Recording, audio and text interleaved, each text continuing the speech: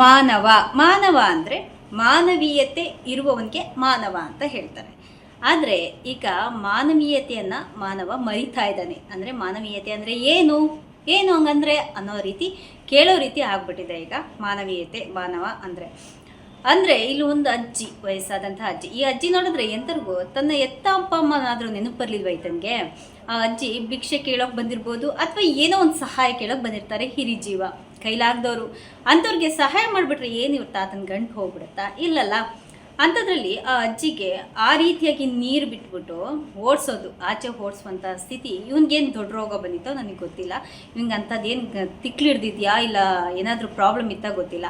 ಆ ಅಜ್ಜಿಗೆ ಆ ರೀತಿಯಾಗಿ ನೀರು ಬಿಟ್ಟು ಓಡಿಸೋದಕ್ಕೆ ಹಿಂಗಾದರೂ ಮನಸ್ಸು ಬಂದ್ರಿ. ಪಾಪ ಆ ಅಜ್ಜಿ ನೋಡಿದ್ರೆ ಗೊತ್ತಾಗುತ್ತೆ ಎಷ್ಟು ವೀಕ್ ಆಗಿದ್ದಾರೆ, ಎಷ್ಟು ವಯಸ್ಸಾಗಿದೆ.